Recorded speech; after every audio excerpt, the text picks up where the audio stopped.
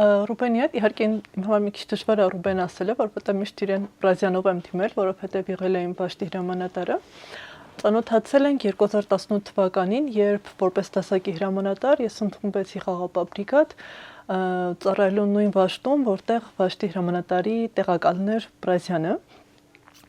Հետագայում դարձավ արդեն իմ Վաշտի հրամանատարը։ Եվ այդ ժամանակվանից գրեթե երբ թե ամենասկզբից բավական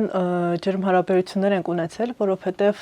իմ դասակը մի քիչ բարդություններ ուներ, բոլորը աղջիկներ էին, զորամասում բարբերաբար խնդիրներ էր լինում, որոնք օգնելու կամ լուծելու կարիք ունեին եւ որպեսզի ամբողջը չմնար մենակ իմ ուսերին, Բրազյանը շատ էր ինձ օգնում։ Այդպես երևի հենց սկսվեց մեր ընկերությունը, բայց ավելի շատ մտերմացանք 2019 թվականին, երբ հետաքրքիր զուգադիպությամբ երկուսից մոտ էր մի քիչ բարդ անձնական փուլ էր ու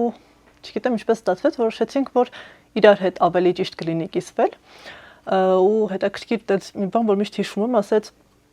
ճիշտ է, ես իմ աղբոր հետ, պապայիս հետ շատ ընկերներ ունեմ, որ իրենց հետ շատ մոտիկ եմ, բայց այս թեմայով չի ուզենա որևէ մեկի հետ խոսել, որովհետև չեմ ուզում, որ իմանամ, որ զգացմունքները կարան իմ մոտ sense այս փուլում հասնեն։ Ու զուգահեռաբար իմ մոտ էր շատ վատ փուլ եւ ես էությամբ չշփվող, չբացվող եմ, հա, այդ խնդիրները միշտ իմ մեջ եմ պահում, բայց այնպես ստացվեց, որ ոնց որ փոխադարձ իրար հետ երկուսս էլ խոսելու կարիք ունեինք եւ իր այդ սկսեցինք շատ ժամանակ անցկացնել, շատ մտերմացանք ու դրանից հետո երևի sense արդեն անբաժան ընկերներ էինք մինչեւ վերջի օրը։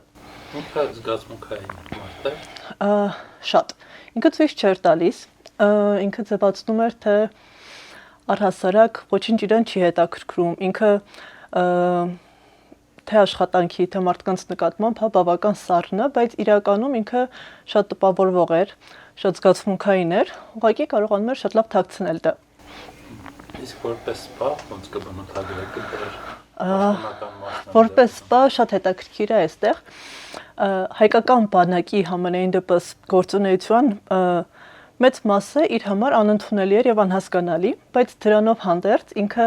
այնքան խելացի էր եւ այնքան կարողանում էր հրամանատարական իրական ձիրք ուներ եւ կարողանում էր շատ հստակ կազմակերպել իր ամբողջ գործունեությունը, ամբողջ ծառայությունը, այնպես որ կարող էր ինքը նույնիսկ սենյակից դուրս չգալ եւ ամեն ինչ իրականացվում էր։ Հետաքրքիր էր, որ ինքը սպայակազմից ամենաերիտասարդն էր ու շատ-շատերի համար դա այսպես մի քիչ նախանձի, հա, ինչ որտեղ տեղիք էր տալիս, որ ինքը այդքան երիտասարդ լինելով հասել է այդքան արդյունքների, նախ Վաշտի հրամանատար դառնալը երիտասարդ տարիքում փոքր բան չէ եւ հետո այդքան բոլորի եւ մեծահասակների եւ ենթականների հարգանքն ու սերը վայելելը ինքը արդեն իսկ փոքր բան չէ եւ ինքը կարողացել էր հասնել դրան։ Շատ հետաքրքիր բաներ կար, որ օրինակ չգիտեմ, ինչ որ Շարայինի հետ կապված, հա, ասում էր, անհեթեթ բան է, ինչի ենք դանում, դրա տեղը մի խելացի բան կարայինք սովորեինք կամ չգիտեմ, նենց տարական փոքր բաներ էին, որոնք որ ասում եմ, չեմ սիրում սենց ստիս բաներով ժամանակը ծախսել կամ ինչ որ տենց փաստաթղթային աշխատանքները, հա, պետք է օրական վերակարգը լրացնել, չգիտեմ ինչ անել, ասում եմ, ասում եմ, սես բան է, տես դու կարեք, ես նորմալ բաներ կանեմ, ինքը զենքի հետ առնչվող ամեն ինչներ սիրում իրքնուրին անել, հետո անձնակազմի հետ կապված շատ էր սիրում աշխատանքներ տանել, բոլորին լսել, հասկանալով ինչ խնդիր ունի, ինչով կկարողանա օգնել։ Դրանք իր ամենասիրելի ուղղություններն էին, բայց երբ վերաբերվում էր խոսքը փաստաթղթերին, այդ ինչ որտեղ այն թեմաները, այն դասերը, որոնք որ շատ հետաքրքիր կամ շատ կարևոր չէին, դրանք չէր սիրում անել։ Իսկ ուներ ինչ որ պատկերացումներ, ինչ պետք է վերափոխվի, որ բանակ ավելի արդյունավետ դառնա ավելի։ Այո, ուներ։ Ինքը իր պատկերացրած, քանի որ ինքը սովորել էր Ռուսաստանում, Հայաստանի կրթություն չուներ, դրա համար շատ էր տարբերվում հայկական տեղական հա սպաների մտածելակերպից իր մտածելակերպը եւ հետո ինքը զինվորականին բնորոշ մտածելակերպ չուներ, ինքը ավելի ազատ էր մտածում, ավելի ստեղծագործ էր մտածում, մեզ մոտ գոնե այն ժամանակ ընդունված էր, որ բանակը հստակ ստանդարտներ ունի եւ այդ ստանդարտներից դուրս գործելը մի քիչ ընդունելի չէր եւ ոչ բոլոր վերադաս հրամանատարություններ հա դա խրախուսում իսկ ինքը հենց նեղվում էր դրանից որ սահմանների մեջ պետքա մնա եւ անգամ եթե դա սխալ է եւ բոլորս տեսնում ենք որ ավելի ճիշտ տարբերակը ստիպված է ինքը ենթարկվել այդ հրամանին ինչ որ ունենք եթե մի բանը ստանում ենք մի հրաման որը որ չէր ուզում անել կամ կտրականապես հասկանում էր որ չի ուզում անել ասում էր տատիկս չի թողում, ես դա չեմ անում։ Այնքան հետաքրքիր էր ու շատ նույնիսկ շատ ծիծաղելու, որովհետև կարող էր ինքը բարվելի, չգիտեմ, զրամասիր հրամանատարը ինչ որ մի բան ասել, ասում իմ տատիկը չի թողում, դա չեմ կարող անել։ Իսկ կատակի էր փորձում տալ, իհարկե այդ ոչ լուրջ դեպքերին է վերաբերվում, առօրյա ծառայության մեջ այն ստվից է ինչ որ լուրջ անդրադարձ չունեցող հարցերին է վերաբերվում, թե չէ եթե խոսքը վերաբերվում էր որևէ գործողություն անելուն, միանշանակ ամենաառաջնային, ամենապատրաստական իրականացնողն էր, բայց այդպես հիմնականում փորձում մի քիչ կատակի տալով դուրս գալ, որովհետև իրոք շատ դժվար է, դրսում սովորում են լրիվ ուրիշ տեսակի մարտավարություն, ուրիշ տեսակի աշխատանք եւ ներանձնային եւ հրամանատարական կազմի հետ, հա, եւ հետո գալիս են այստեղ բախվում են իրականության հետ, ինչ ունենք, այսինքն սովետից մնացած ինչ որ վարքեր, դրանց վրա հիմնված կանոնադրություն, որոնք որ այնքան էլ ճիշտ չեն, այնքան էլ տեղին չեն, միանշանակ վերանայման կարիք ունեն, բայց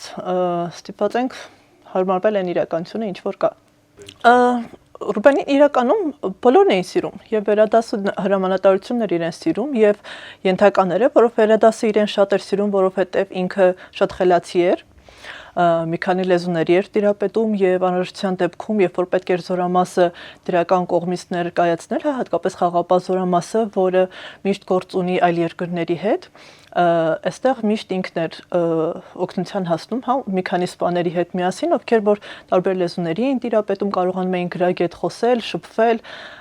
անգամ եթե կարիք կար որևէ թերությունը կոծկելու կամ դրա շուրջ խոսելու, ինքը շատ հանգիստ կարողանում էր բանակցել։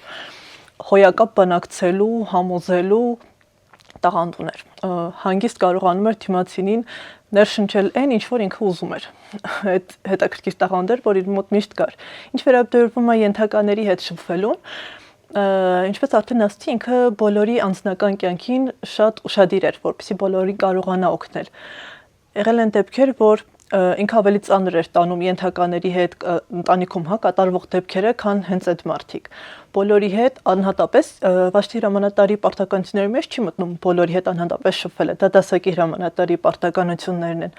բայց միևնույնն է ինքը ժամանակ էր տրամադրում բոլորի հետ առանձին խոսում, հատկապես նրանց, ովքեր որ դրա կարիք ունեին։ Շատ են եղել, երբ որ ինքը արդեն ծառայությունից դուրս որպես մարդ փորձել է իրենց օգնել, որովհետև դա այնպեսի խնդիրներ են եղել, որ դրանք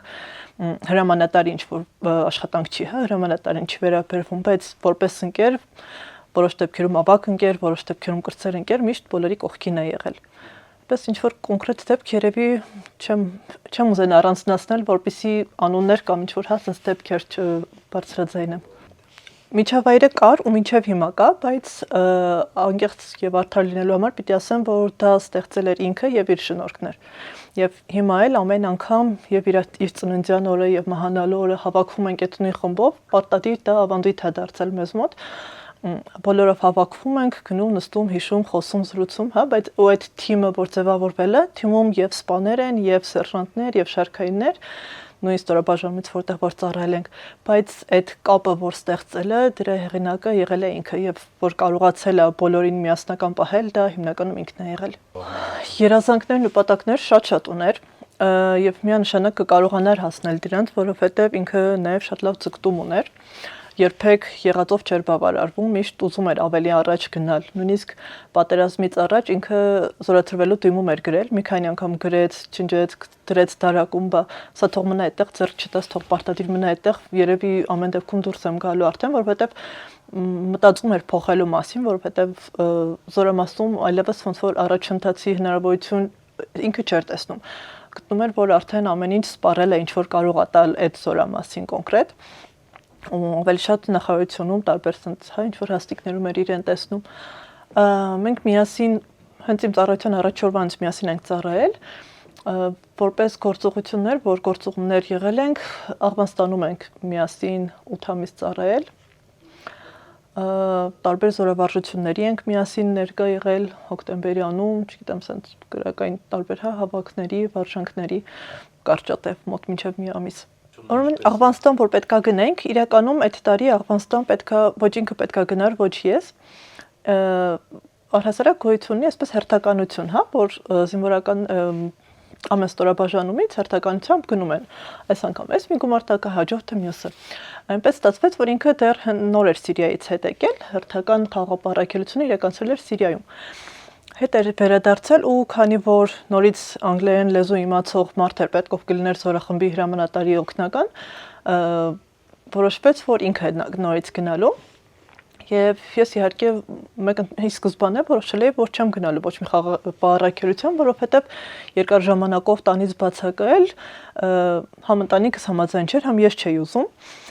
Բայց ինչպես ասեցի, այդ ժամանակ մի քիչ շատ բարդ իրավիճակ էր ինձ մոտ էլ եւ շատ մտածելու, մենակ մնալու կարիք ունեի։ Այսպես ասեց, արի գնանք, համ էլ դու էլ կհանգստանաս, այդքան ամիսը որ անցնի հետ կան, արդեն անելիքը կիմանաս, ավելի հեշտ կլինի։ Այսպես տենց ոնց որ Համապատրաստից որոշեցինք եւ միացանք էլ զորախմբին գնացինք սկզբում Գերմանիայում կարծեմ մի ամիս, եթե չեմ սխալվում, արդեն դժվարանում եմ հիշել, վերապատրաստում անցանք։ Շատ հետաքրքիր էր այդ ժամանակը անցնում, այդ խմբով, որ ասում եմ, 5 սպաներով իրար հետ շատ մտերիմ ենք, մինչև հիմա էլ մնացած 4-ս, մինչև հիմա էլ միշտ շփվում ենք իրար հետ։ Ամեն ուրբաթ-շաբաթ կիրակի, որ ազատ օրերներ, պարտադիր դուրս էինք գալիս, ամբողջ Գերմանիայի տարածքով ման էինք գալիս, ամեն անգամ մի հետաքրքիր մի բան sense պլանավորում։ Երևի ամենաուրախ, ամենաթեթև օրերը, որ ունեցել ենք, այդ բանակային կյանքում եղել են այդ ընթացքում, երբ որ առանձնապես շատ հոգս չունեինք, ուղղակի սովորում էինք եւ ազատ օրերին ուսանողի նման հնարավորություն ունեինք մեր համար ժամանակը ծախսելու, ինչ որ տենց տուրիստի նման երկիրը ուսումնասիրելու։ Դրանից հետո գնացինք Աֆղանստան, այնտեղ արդեն ծառայություն, խիստ գրաֆիկ, շատ ժամանակ չկար տենց ինչ որ բաների, բայց միևնույնն է, էլի մենք փորձում էինք ժամանակ գտնել այդ 5-ով եւ բուժծառայության գնդապետը մեզ հետ։ Շատ լավ ընկերական էլ sense մտերմիկ ինչ որ տենց, հա, մտնոլորտ էր ստեղծվել։ Երեկոյան փորձում էինք հավաքվել իր հետ զրուցել, ժամանակ անցկացնել, որպեսզի այդ միայնակությունը, դատարկությունը մի կերպ կարողանանք լցնել, որովհետև իրականում շատ դժվար է այդքան ամիս հեռու մնալ ու մի տեսակ ռոբոտային աշխատանքի է վերածվում, որովհետև 8 ժամ աշխատում ես, 8 ժամ հանգստանում, նույնիսկ 8 ժամ աշխատում, շատ բարդ է այդ գրաֆիկով աշխատելը, այնել այդքան երկար ժամանակ։ Իսկ Բրազիլիանը շատ էր տարբերվում ծառայության պահին եւ ծառայությունից դուրս։ Միանշանակ շատ։ Ծառայության մեջ մենք շատ դեպքեր ենք ունեցել նաև որ իրար հետ վիճել ենք, նույնիսկ շատ նեղացրել է ինձ, 2 անգամ ստիպել է լացեմ, երբ որ ես շատ լացել առանձնապես շատ քիչ է լինում, որ ես լացեմ, բայց իր մոտ ստացվել է, որովհետև Իրանից չէի սպասում, որ ինձ կմեղադրի, դեպքերից մեկը էլի իմ զինվորների հետ էր կապված, աղջիկներից մեկը շատ կոպիտ խախտում էր թույլ տվել, ու երբ որ դրա հետ կապված քննարկումներ ենք անում, մյուս սպաների մոտ ասաց մեղավորը դու ես, որ թույլ ես տվել այդքան։ Իհարկե ինչ որտեղ համաձայն եմ իր հետ, որովհետև շատ էի ես պաշտպանում աղջիկներին, դրանից առաջ մի քանի դեպք եղել էր, երբ որ ես անձամբ ասում եի, չէ, իմ պատասխանատվության տակ է այս աղջիկը, ես եմ իրան ամեն ինչ պետք է լինի իր համար մեղք կա եւ այլն։ Ոնց չգիտեմ, տարբեր հարցերով փորձում է իրենց պաշտպանել ու այդ օրը ոնց որ ինքը շատ կոպիտ խախտում էր արել, որը ամբողջ վաշտի վրա էր շատ բացասական անդրադարձ ունեցել։ Շատ վիրավորվել էի, շատ նեղացել էի, այդ ասում կարող էի առանձին ասել, որ ես եմ մեղավոր, ես հասկանում եմ, որ դա իմ թուլությունն է, իմ պատճառով է եղել, բայց բոլորի ներկայությամբ ասել, այդ մի քիչ չափից դուրս էր, բայց միևնույնն է, ասում են ոչ, ես քո հրամանատարն եմ, ճիշտ եմ անում, այդպես է պետք, եթե ընկերներ չլինեինք, միևնույնն է քո փոխարեն ուրիշ մեկը լիներ, ասելու էի։ Այդպես տենց փոքր դեպքեր շատ է եղել, որ տենց դիտողություններ ա եղել, ու հաշվի չեր առնում այդ պահին, որ մենք ընկերներ ենք ու ոչ միայն իմ հետ կապված մյուս ընկերների հետ էլ, հա, եթե հարցը վերաբերվում էր ծառայությանը, ուրեմն ծառայություն էր։ Եթե արդեն ծառայությունը վերջացել է, եթե հանգարց ժամը 5-5:30-ից հետո իր հետ ծառայության հետ կապված մի բանով խոսեր, ասում են ինձ հետաքրքիր չի, գործը բրծել է, թողեք ես արդեն մարդ եմ։ Էլ արդեն բանակի հետ կապված ոչ մի հարց չէր քննարկում։ Ինքը եւ ես երկուս էլ ունենք նույն բնավորությունը։ Նույն բնավորություն ունի իդեպ նաեւ իմ ամուսինը, որի անունն է Ռուբեն։ Երեքս էլ երբ հասկանում ենք, որ մենք սխալ ենք, պատրաստ ենք դիմացինի համար ամեն ինչ անել, որ ինքը ուրախանա, փորձել ներման արժանանալ, բայց երբեք չենք ասի կներես ես սխալ էի։ Ես այդ պահով իրեն շատ եմ հասկանում, որովհետև ես ինքս էլ նույն բնավորությունն ունեմ։ Շատ շոկոլադ էր առնում, գիտեր ինչ շոկոլադ եմ սիրում, ամեն անգամ որ գնայի աշխատանքի, մեկ էլ բերում էր կամ տորթ էր առնում, մի քանի տորթեր կար, որ շատ էի սիրում, եթե այդ օրը շատ աշխատանք ունեինք անելու, մտնում էի գրած մեր սենյակը, աշխատանքային սպայականը, եթե տեսնում էի թխվածքա դրված սեղանից, գիտեի, որ այդ օրը լիքը աշխատանք ունենք անելու, արդեն պատրաստված գալիս էր ինքը։ Էս կուտես, որ էներգիա տեղը լինի, որ կարենանք անենք, որ սենց նրբանկատ էր շատ։ Գիտեր ով ինչ է սիրում, ով ինչից է ուրախանում, եւ գործուղումներից միշտ նվերներ է շատ սիրում ընտրել, առնել, համ հարազատների համար, համ ընկերների համար ու ինչն է հետաքրքիր, ամեն ինչը ինքը չէր առնում ուղակի մի նվեր, որ բերի։ Հենց Աղվանստանում, հա, այնտեղ սկայական շուկա կար, որ ինչ ասես վաճառում էին այդտեղ, օրերով մաներ գալիս, ասում է տատիկս հատուկ տեսակի շարֆ կա, որ դրանցից է սիրում, դրանից պետքա գտնեմ իրան տանեմ, թե քանի օր ենք ման եկել այդ ամբողջ շուկայի տարածքում, որպեսզի գտնենք հենց այդ շարֆից, որը ինքը ուզում էր։ Իրավի մի քանի շաբաթ գոնե տևել է։ Տատիկին շատ էր սիրում ու շատ էր խոսում տատիկից, այո, ինչ լիներ, ասում ինքը ոնց որ ինչ որտեղ միգուցե եւ կատակով էր ասում, որպեսզի որոշ սուր անկյուններից, խոսակցություններից խուսափի, որովհետեւ շատ չէր սիրում ինքը կոնֆլիկտի բռնվել։ Իմ ու իր տարբերությունը դրանում էր, որ ես կտրական մարդ եմ, հա, եթե ինչ որ մի բան ինձ դուր չի գալիս, անմիջապես կասեմ ու կանցնեմ առաջ։ Ինքը կփորձեր բացատրել, հասկացնել, երբեք ուղիղ չէր ասի, չէր վիրավորի մարդուն, չէր դեղացնի։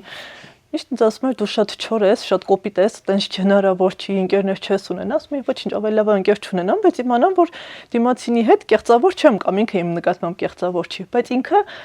որ արդեն նշեցի, ինքը տենց հատուկ բանակցելու ձիրք ուներ։ Ինքն ասում էր, որ դա հենց Մոսկվայում սովորելու ընթացքում էլ իրեն սովորեցրել են, որ ինքը կարողանում էր մարդկանց հետ այնպես խոսել, որ իրանք իրանց սխալը հասկանում էին եւ կարող է մի որոշ ժամանակ հետո հենց իրանք էլ գային ասեն, գիտես, ես sense ինչ-որ մի բան սխալ եմ ասել կամ սխալ եմ արել։ Շատ հետաքրքիր ու տարօրինակ ձևով կարողանում էր դրան հասնել։ Ինքը ընդհանուր հայկական զորախմբի հրամանատարի տեղակալն էր, բայց քանի որ հրամանատարը մեր խոսում էր միայն հայերեն, առանձնապես ինքը ոնց որ փոխարինում էր հենց զորախմբի հրամանատարին, այսինքն այդ ամբողջ 120 հոգին, որ այնտեղ էին, ամբողջ իրականացված աշխատանքների պատասխանատուն էր, այսպես ասած։ Շատ էին սիրում իրեն։ Իրեն ինչքան շատ էին սիրում եւ իր շնորհիվ մենք էլ էինք միշտ գնում այդ երեկույթներին։ Ինքը համ փոքր էր տարիքով, բոլորը դրա համար էլ էին սիրում։ Մի տեսակ ասում ենք ոնց որ մեր միջի են փոքր լկստված երեխան լինի, տան փոքրը որ կա, բոլորերս են տալիս։ Երբ որ ծառայության մեջ չէր, արդեն սենց ընկերական շփմաններ վերաբերում, ինքը մի տեսակ լրիվ այդ տեսակ մեկն էր դառնում։ Ու շատ էին, իրոք շատ էին իրեն սիրում, բոլոր զորախմբերը ինչ միջոցառում ունենային, ինչ առիթ ունենային, պարտադիր հրավիրում էին եւ իրեն եւ 3-4 հոգով, հա, ովքեր որ միշտ գնում էին այդ բոլոր միջոցառումներին, միշտ իրար հետ այնց թիմով էինք լինում։ Այդտեղ հետաքրքիրն ինչ էր, մեկ էլ դե տարբեր երկրներից զորախմբեր կային, տարբեր մարդիկ կային, ու Հայաստանից առաջի անգամ էր, որ աղջիկներ էին գնացել խաղապահ առաքելության Աֆղանստանում։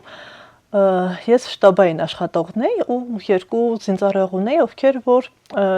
իրականացնում էին անվտանգության հետ կապված աշխատանքներ,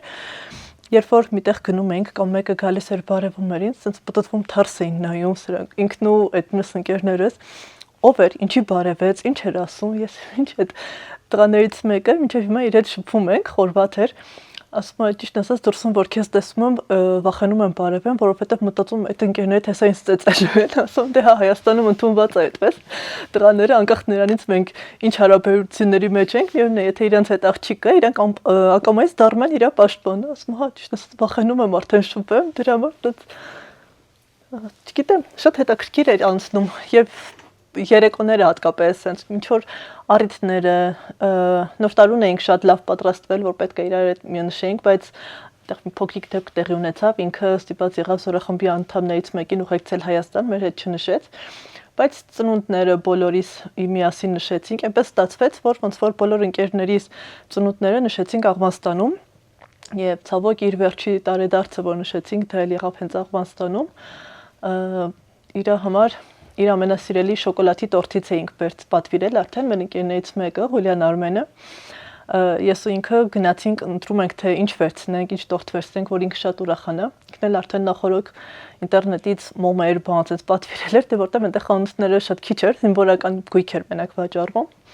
շատ ուրախացել էր, որ այդ իրասիրելի տորթից կարողացել ենք պատվիրել, որովհետև այնտեղ մի քիչ դժվար էր, էլի հասանելիություն չկար ոչ մի բանին։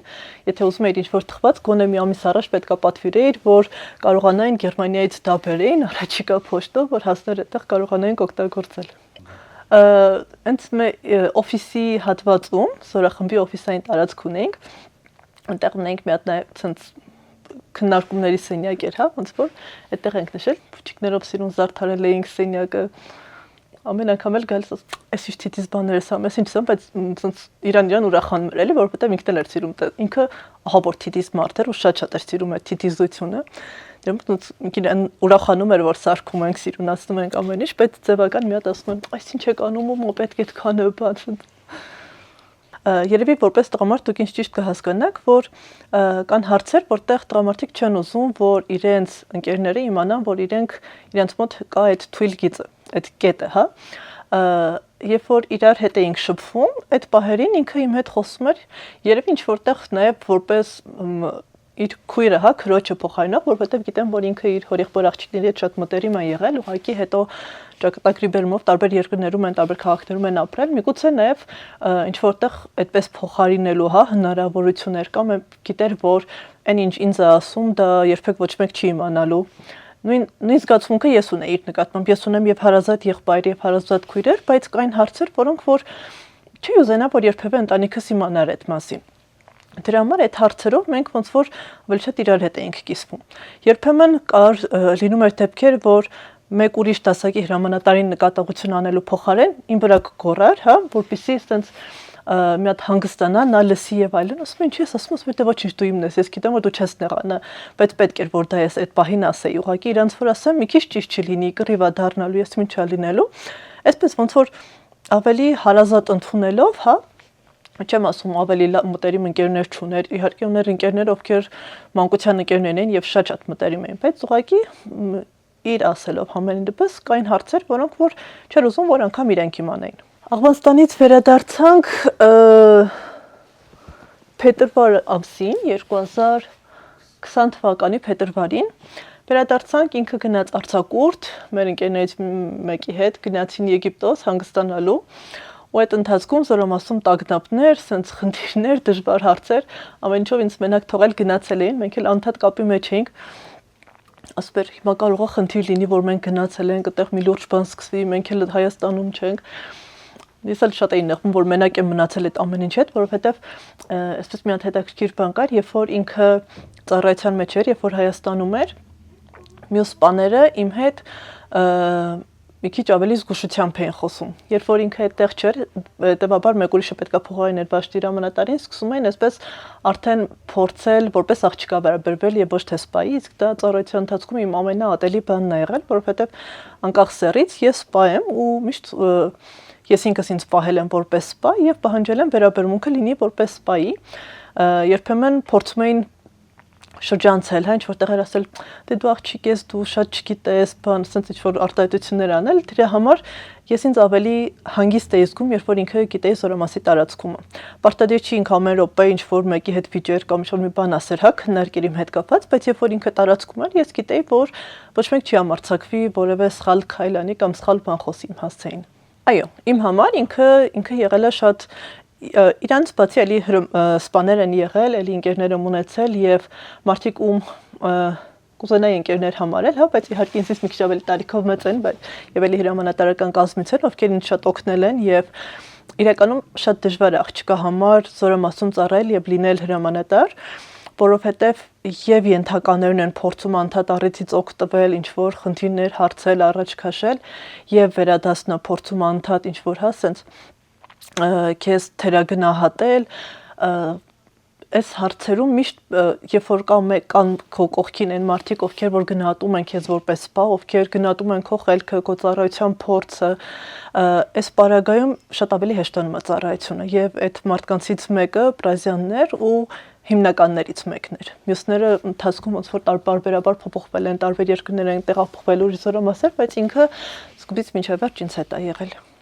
Դուք որտե՞ք սովորել։ Ես սովորել եմ մանկավարժական համալսարանի զինվորական բաժնում, նույն բաժնի մագիստրատուրան եմ ավարտել, դրանից հետո 2011 թվականից ծառայել եմ հատուկ նշանակության զորքերում, 18 թվականից նոր տեղափոխվել Խաղաղապահ բրիգադ։ Ճիշտ ասած, ես մանկուց եղել եմ մի քիչ ավելի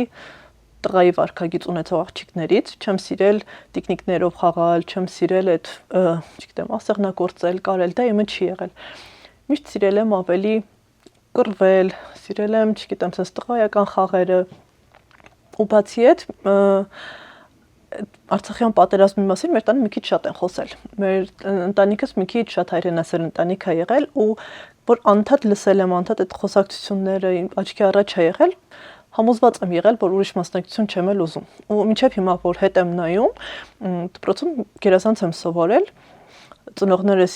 մաթեմատիկոսներ են ու ստիպված էինք գերազանց սովորել, բայց երբեք չեմ պատկերացնում ինձ ուրիշ մասնակցության մեջ, որ կկարողանայի որևէ մասնագիտությամբ զբաղվել։ Չէ, իրականում կարելի ասել ինքը շատ հեշտությամբ էր ընդունել, որովհետև տեսնում էր, որ դա այն է, ինչու ինձ մոտ ստացվում է։ Մենք ունեցանք դեպք, երբ որ հրաձգության պատերազմից մի ամիս առաջ օգոստոսի վերջ, սեպտեմբերի սկիզբ էր, վերջին զորավարժություն էր, որ մասնակցում էինք։ Հետաքրքիրն ինչումն է, ինքն էլ էր համոզված, որ ինչ վերաբերվում է զորավարժությանը, ցանկացած զինատեսակին, զինվորական գործին, դրանում, եթե ես մի բան ասում, ուրեմն հաստատ դա այդպես է։ Շատ բաներ կար, ուրեմն ընդհանուր կապով հետաքրքիրը որն էր, կապով հրաման տվեցին։ Այս Պրազյանն ասեց, հասկացա, ընդունեցի, հիմա կանենք։ Ես ինձ լսում, ասում, նույնիսկ հասկացա, որովհետև դա հետաքրքիր բան է, էլի, այնպես բանա, որ հենց մենակ հայկական բանակում են անում, էլի, շատ հետաքրքիր տենց մի կարևոր բան չի ու քիչ է պատահում։ Մեկ էլ ներքին կապով արդեն ինձ կապատել, ասում, դու հասկացար, այդ ինչ ասեցին, ասում, դե արա, հələ որ անցնենք առաջ։ Հետաքրքիր էր, ինքը որովհետև համոզված էր, որ ես գիտեմ, որովհետև տեսնում էր, որ ես համ սովորել եմ, համ սովորում եմ ամեն րոպե, էլի, փորձում եմ անդադ իմ գիտելիքների վրա աշխատել, որովհետև իմ համար դա շատ ցավոտ ու դժվար կլիներ, որ իմ գործին, զինվորական գործին վերաբերող որևէ հարց, որևէ խնդիր լիներ, որին ես չտիրապետեի։ Դրա համար ես մի քիչ ցավագին էի դրան վերաբերվում, ինքն էլ դա տեսնում էր, արդեն համոզված էր, որ ճիշտ որոշում եմ կայացրել, իմ տեղում եմ ես գտնվում։ Հա, ինքը արդեն վերադարձավ զորամաս, հետո ոնց որ վիճակը մի քիչ խաղաղվեց երկրի ընդհանուր, այդ ժամանակ արդեն կովիդի ժամանակն էր, զորքը չէր գալիս ծառայության, միայն սպայներով էինք ամբողջ օրը զորամասում լինում, հիմնականում այսպես ոնց որ ամբողջ տարվա այդ կատարված կուտակվածն էինք իմի բերում, փորձում էինք արդեն հասկանալ ինչ փաստողումներ են եղել, երբ որ մենք երկրում չենք եղել, ինչ պետք է իրականացնել, ավարտին հասցնել, այսպես ինչ որ տենց արտառոց հետաքրքիր բաներ, չէ, առօրյա ծառայություն է եղել ավելի շատ։ Ուրեմն պատերազմը որ սկսվեց, նախ պատերազմի սկսվելուց մի երկու օր առաջ մեզ մոտ արդեն ուսումնական տագնապներ պետք է լիներ։ Ու զուգադիպեց, որ քույրիկիս տղան ծնվեց, երբ որ մենք Աղվանստանում էինք գտնվում, մեր ընտանիքում առաջի երեխան էր, եւ շատ ծանր էի տանում, որ ես այստեղ չէի, չտեսա իրան, ոնց ծնվեց, ոնց մեծացավ, ոնց որ հետ վերադարձա, արդեն մեծ տղա էր, 7 ամսական։ Ու այդ ժամանակ իր ծնունդը պետք է նշենք, ոնց որ քանի որ աշխատանքային օր էր ծնունդը, տեղափոխել էինք շաբաթ օրով, որպեսզի հանգիստ լինենք, ոչ մեկի չխանգարեն, կարողանանք ծնունդը նշել ու առավոտ ես գնում եմ տորթը վերցնելու, որ պետք է տանեմ արդեն այդ միջոցառման սրահը։ Զանգում Ապրազյանը, ասում է շուտ հասի զորամաս, տագնապ է։ Ես էլ մտածում եմ, որ այդ ուսումնական տագնապն է, էլի, դե հեռուստացույց չեմ նայել, ծնունդով ենք տարված, երեխայի ծնունդը, մի տարեկանն է, սենց բոլորս ինչ-որ սենց խառնաշ փոթի մեջ ենք, ասում դե լավ էլի Պրազյան, ինչ կլինի, ասա հիվանդ եմ, չեմ կարողանում գամ, դուք մնացածդ գնացեք, ասում է գժվել ես անի պատերազմը, ուղղակի տագնապ չի, սենց քարացած մնացի, որ մեքենան մեջ, տորթը մեքենայի մեջ է, այդ մարդիկ սպասվում են, որ պետք է հիմա միջոցառում անենք, հյուրերը հրավիրված են եւ այլն, հիմա չգիտեմ ինչ անեմ։ Խոսքով տենց ուղղակի անմիջապես ճանապարհից էլ չեմ էլ գնացել, զանգել եմ եղբորս, ինքը եկել մեքենան է տարել, որ տենց կարողանա անի։ Միանգամից գնացել եմ զորամաս, դե այնտեղ միշտ հագուստ զինվորական բան ամեն ինչը այնտեղ ունեինք, էլի հագնվել, պատրաստվել,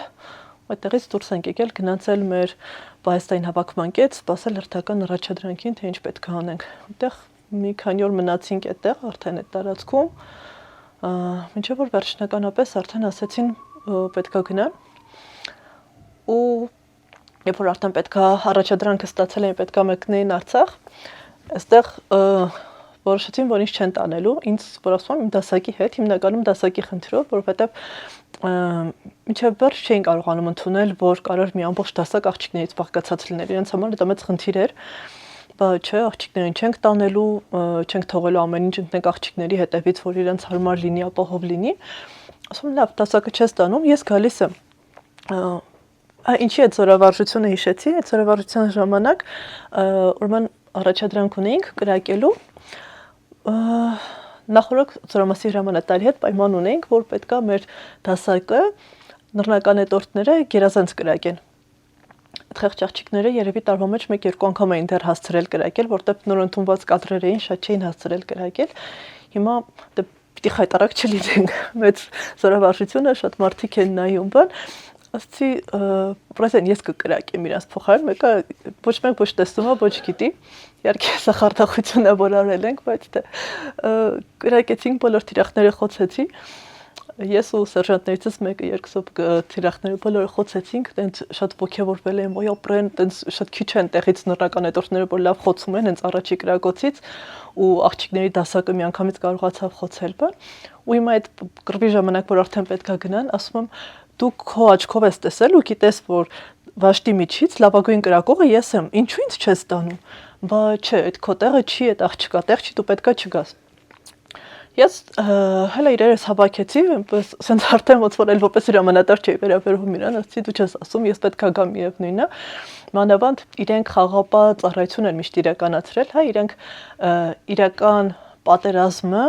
կամ իրական կռիվը շատ չեն զգացել։ Իհարկե քարորիա պատերազմի ժամանակ էլ ինչ որ առնչություն ունեցել են, բայց էլի բուն պատերազմի մեջ չեն մտել։ Ես ծառայելով հատուկ նշանակության զորքերում բազմիցս առնչվել եմ այդ ամեն ինչի հետ եւ հոգեբանորեն ու ֆիզիկապես պատրաստ էի դրան։ Դրա համար իմ համար անհասկանալի ու անընդունելի էր, որ ես պետքա մնամ այստեղ որպես ռեզերվային կազմ ու իրանք ովքեր որ չգիտեմ, իրանք էլ չգիտեմ ոնց կվարվեն, հա, այն դեպքում երբ որ հակառակորդի դեմ արդեն հանդիպեն, իրանք պետքա գնան։ Ես տես տրամադրված գնացի, որ զորամասի հրամանատարին ասել եմ, որ գնում եմ, բայց սպասված մինչև այդ ինքը արդեն հասցրել էր զորամասի հրամանատարի հետ խոսել, պայմանավորվել, որ ինձ ու դասակս չտանեն, պես շատ կոտրված, նեղացած թողեցի հետ եկանք, դասակից հավաքեցի եկանք, իհարկե դրանից ընդամենը 4-5 օր հետո կարծեմ, արդեն չեմ հիշում հստակ օրերով, ես մի քանի օր հետ նորից գնացի Արցախ, բայց արդեն մեր վաշտի հետ այդ դահաճ դեպքը ցավալի դեպքը արդեն տեղի էր ունեցել այդ օրերից հետո էր։ Ամեն օր, ամեն հնարավոր ազատ րոպեին միշտ մենք իր այդ կապի մեջ ենք եղել ու պայմանավորվածություն ունենք իր եւ մյուս տղաների հետ, որ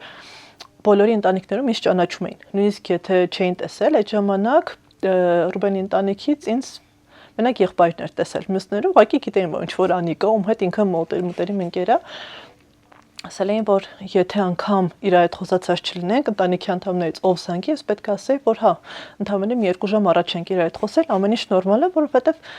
ոչ մեկ չէր պատկերացնում, որ այս աստիճան դաժան ու ցավալի հետևանքներ է լինելու, որովհետև միշտ երբ որ գնում էինք դիրքեր, երբ որ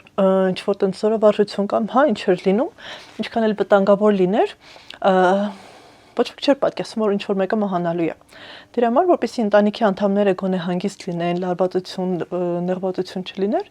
բոլորին ուղղակի հանգստացնելու համար ասում էի, հա, խոսել ենք, մեր կապի միջոցներով կապի ենք եղել, ամեն ինչ նորմալ է, ինձ ասել էր ամեն առավոտ, անկախ նրանից մենք այդ խոսել ենք թե չէ, կզանգես մամայից, իր մամայի համարն էր տվել ինձ, կզանգես կասես, որ խոսել ես իմ հետ, ամեն ինչ նորմալ է, որ ինքը հանգիստ լինի։ Ու ամսի 10-ին ոնց որ 9-ի երեկոյան ենք խոսել իրար հետ, խոսեցինք, դեռ տարբեր հարցեր կար հետ ծառայության հետ կապված, խոսում էինք, ասում, բան ու գործը թողել ես, ախր տենց ստից բաներն ես հիմա քննարկում, ասում, դե պարապենք հիմա, տենց շատ բան չենք անում, ոնց որ այդ օրը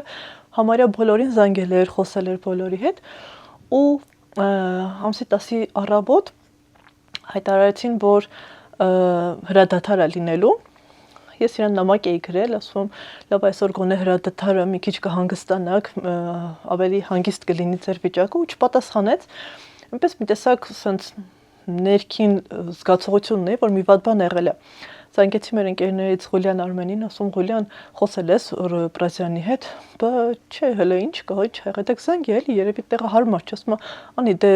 Երևանում նստած չի, կարա հարմար չի, ասում չգիտեմ, շատ անհանգիստ եմ, դες բան չի եղել, որ ինքը առավոտ չզանգի էլի մեզ, ասում դե հավանաբար տուն էլ չի զանգել, եթե մեզ չի զանգել։ Այսպես, բա դու էլ հանգիստ եղի, ես հեսա կխոսեմ, տենց մինչև երեկոյան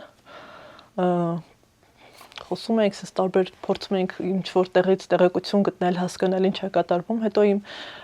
հատուկ նշանակության զորքերի ընկերներից մեկից իմացա, որ մեր վաշտը շրջափակման մեջ է ընկել։ Այսպես, ասեցին, որ շատ քիչ զոհեր են եղել, հիմնականում դուրս են եկել այդ տեղանքից, ուղղակի վերախմբավորման կարիք ունեն, դրա համար չեն կարողանում հետները կապ հաստատել։ Այսպես ոնց որ հույս ունենք, որ ինքն էլ այդ դուրս եկած մարդկանցից մեկն է ու դեռ կարողանալու ենք հետը կապ հաստատել։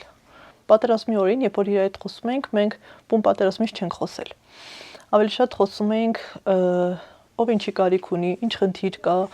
չգիտեմ, ինքնին ինչ որ առաջադրանքներ, հանձնարարություններ տալիս, այս մարդուն զանգի սենց հասա, այն մարդու հետ կապը սենց պահի եւ այլն, հա։ Այսպես ինչ որ հենց առօրյա թեմաներով ենք խոսել, բուն պատերազմի մասին մենք իր հետ չենք խոսել։ Հարցնում էր ինչ եք անում, ինչ են մտածում, օգնողուժ գալու է, չի գալու եւ այլն, բայց դե մեր ինֆորմացիան էլ այդքան շատ չէր, որովհետեւ մենք իմ ունեցած ինֆորմացիան համենայն դեպս մեր զորամասի եւ իմ նախկին ծառայած ընկերներից հա ունեցած ինֆորմացիան էր, որը այդքան էլ մեծ գլոբալ մասշտաբների ինֆորմացիա չէր, հետեւաբար չէր կարող ինչ-որ լուրջ պատասխաններ տալ իր հարցերին։ Ոյ, մի քիչ տարօրինակ եւ անհասկանալի ձևով ստացանք, մենք ստացանք լուր, որ ինքը ողջ է, իր հետ ամեն ինչ նորմալ է, որ մեր սպաներից մեկը օգնել է իրան, տեղավորել է շտապօգնության մեքենայում եւ իրան հասցրել են հիվանդանոց։ Հետո նույնիսկ ծանոթներից, մեր հենց զինծառայեկից ընկերներից մի քանիսը հենց ինչ որ կեղծ լուրեր էին ասում, իբր իրենց ընկերներից տեսել են Արցախի տարածքում տարբեր հիվանդանոցներում, գիտեն որտեղ է եւ այլն։ Այսպես չգիտեմ, հիվանդանոց չի մնացել, որ փորձել ենք հետը կապ հաստատել։ Մեզ առաջի մի քանի օրը մենք համոզված ենք, նույնիսկ հենց ամսի 10-ի երեկոյան բոլորս համոզված ու հանգիստ էինք, որ ինքը հիվանդանոցում է, մենք սպասում ենք, որ այդ պետք է հասնի հիվանդանոց, ինքը ուշքի գա ու զանգի։ Բայց որ 1 օր, 2 օր անցավ, ես արդեն հույսս կորցրել էի, որովհետեւ ինքը այն մարդը չէր, որ կարար այդպես հանգիստ ուղակի պարկել, ասել թե լավ, մի օր կլավանամ կզանգեմ։ Ինքը այդ սպասման ընթացքում, երբ որ մենք գտնվենք մեր պահեստային հավաքման կետում, ամեն օր բարձրանում էինք Սարի գագաթին, որպեսզի կարողանար տուն խոսեր։ Օրվա ընթացքում գոնե 2 անգամ, մի հատ առավոտյան, մի հատ երեկոյան, այդքան տեղ էինք ամեն անգամ բարձրանում էր, որ զանգի խոսի, ես բարձրանում եմ, ասում եմ, մամ, դե էլի իրիկունը չեմ զանգի, մացի ամեն ինչ նորմալ է, էլի ալարում այդքան բարձրանամ։ Ինքը պարտադիր կերպով, որովհետև ինչ էլ կատարվեր իր համար, իր մամային, իր ընտանիքին զանգելը դա ամենակարևոր բարձերից մեկն էր եւ իր ընկերուհուն։ Ամենաառաջի բանը, որ ես արել եմ ու համոզված եմ, որ ինքը դա կուզեր իմ բանակից դուրս գալն է, որովհետեւ ինքը միշտ ասում էր, որ գիտես, ինքը փորձում էր կյանքը ապրել այնպես, որ ամեն ինչ վերցներ կյանքից։ Մենք դրա հետ կապված ենք իր այդ շատ վիճել, շատ։ Ինքը ուներ ընկերուհի, ում շատ էր սիրում, այնքան որ փորձում էր ոչ մեկ չիմանա այդ մասին, որպեսզի ապահով լինի իր գաղտնիքը, հա, ոչ մեկ այդ մասին չիմանա, չկարողանա որևէ ձևով խոչընդոտել, խնդիր ստեղծել եւ այլն։ Եվ դրան զուգահեռ մենք էլ կտեսնենք ինչ որ մի աղջկա հետ խոսում է։ Ինքան էի ջղայնանում, ասում է, ինչ գործ ունես, դու այդ տեսակ աղջկան թողած, ասում է, էսի ստից բան է, դու գործ չունես, ասում է, դու մի տենց լուրջ ընդունես, ստից բան է, պետք է կյանքդ վայելես, ասում է, չեմ կարի, ես ամբողջ կյանքս նստեմ, սպասեմ, հա, հասկանալի է, ինքը ես իրան շատ եմ սիրում, ինքն է որ կա, իր հետ եմ ամուսնանալու բան։ Ոնց որ այդ աղջիկների հետ կապված մի քիչ շատ էինք վիճում իրար հետ, ասում էր, թարախություն ես անում, չես թողում ես իմ կյանքը լավ ապրեմ, վայելեմ։ Հիմա ես ինքս երևի իր ասելուց հետո, հա, բանակից դուրս եկա, սկսեցի ճամփորդել, սկսեցի ավելի շատ ժամանակ ինձ տրամադրել։ Մինչև այդ ես 21 տարեկանում համալսարանն ավարտել եմ ու ընդունվել եմ բանակ, ամբողջ կյանքս եղել եմ բանակում։ Եվ որ հետ եմ նայում, նույնիսկ այդ բանակում այն ժամանակ ստացած այդ չնչին աշխատավարձը իմ համար այնքան շատ էր, որովհետև ծախսելու տեղ չունեի։ Ամբողջ օրը բանակում էի, ամբողջ օրը ծառայության մեջ էի, ոչ հագուստ առնելու կարիք ունեի, որովհետև ժամանակ չկար դա հագնելու։ Ամբողջ օրը զինվորական համազգեստով էի։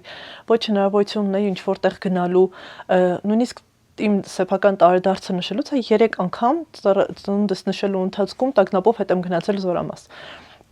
Այնպես որ հենց ամբողջ կյանքս ոնց որ նվիրված է եղել երկրին, բանակին, ծառայությանը, ու դրանից հետո հասկացա, որ չէ, ճիշտ էր ասում, որ ես էլ չգիտեմ, հիմա 5 րոպե հետո ես ողջ եմ լինելու, թե չէ, ու դրա համար փորձում եմ մաքսիմալ այնպես ապրել, որ հետո չափսոսամ։ Երևի ինքը ուղղակի այն կարևոր մարդկանցից էր իմ կյանքում, որ պետք է հանդիպեր, որ ստիպեր ինձ փոխվել, ինչ որ քայլերի գնալ, որովհետև ես ինքս կտրուկ քայլեր շատ քիչ եմ անում։ Հիմնականում ընտրում եմ այն, ինչը սիրում եմ, ու դրանից դուրս գալը հետո ինձ համար շատ դժվար է։ Կլինի հագուստը, ոճը, կլինի առօրյան, կլինի աշխատանքը, հա, կապ չունի։ Ընտրում եմ այն, ինչը ինձ հաճելի է, եւ դրանից չեմ շեղվում գրեթե, բայց իր հետ շփվելուց հետո ես եւ իմ կյանքում շատ մեծ փոփոխություն եմ իրականացրել, որը երկար տարիներ չի համարձակվում,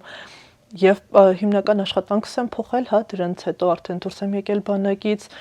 այսպես չգիտեմ, շատ մեծ փոփոխություններ, որոնք որ ազդեցություն ունեցել է հենց ինքը։ Եվ իր հետ ընկերություն անելուց հետո ընկերների հետ ունեցած հարաբերություններն ու սպասելիքներն էլ ուրիշ են։ Մինչ այդ մի քիչ ավելի թեթև կարելի ասել, հա, ընկերներից սպասումներս, որ հարմար կլինի կհանդիպենք, հարմար չլինի չենք հանդիպի։ Իր հետ ինչն է հետաքրքիր, այդ ընթացքում, որ ասում եմ ծանր էր երկուսից մոտ էլ, մի անգամ երեկոյան տենց 11 անց էր, այնքան նեղված էի, որ ինձ թվում էր հիմա չգիտեմ, սենց ամբողջ տունը փլվում է իմ վրա, դուրս եկա տանից ու քայլում եմ։ Զանգեց, ասում է, ինչ ես անում, ասի, դուրս եմ եկել քայլում եմ, բա ուր ես գնում այս ժամին, ասի, ճիշտ ասած, ես էլ չգիտեմ, ուղղակի ուզում էի դուրս գալ։ Ինքը իր ընկերների հետ ինչ որտեղ նստած էին, բա հես արագ հասում եմ այդտեղ։ Եվ մի 10 րոպե էլ չանցավ, ամեն ինչ թողել եկել էր։ Նստել ենք փողոցում, սենց աթոռին նստած ենք, հա, երկուսը, ոչ խոսում ենք, ոչ հարցնում է, ոչ ասում է ինչ է եղել, այն հետաքրքիր մարդկանցից, ում հետ կարայր ուղղակի սուս նստեիր, բայց դրանով հանգստանայիր, անցներ այդ ամբողջ նեղվածությունը, ջղայնությունը, ամեն ինչը, կարիք չկար պատմելու, ասելու, տենց ուղղակի հանգստանում էր, ուղղակի անցնում էր։ Դրա համար հիմա արդեն ընկերներից էլ իմ սպասումները մի քիչ ավելին են, որովհետև սպասում եմ, որ բոլորը պետք է իր նման նվիրված լինեն, իր նման եթե իրենց կարիքն ունեմ, ամեն ինչ թողեն ու մենակ իմ մասին մտածեն։ Իհարկե չեմ ուզում մտածեք, թե ես ինձ էգոիստ մեկն եմ, ուզում եմ ամեն ինչ իմ կողքը պատվի, որովհետև ես մտածում եմ, որ նույնը ես պետք է անեմ, հա, ընկերությունը իմ համար արդեն այն է, ինչ ունեցել ենք մենք իրար հետ։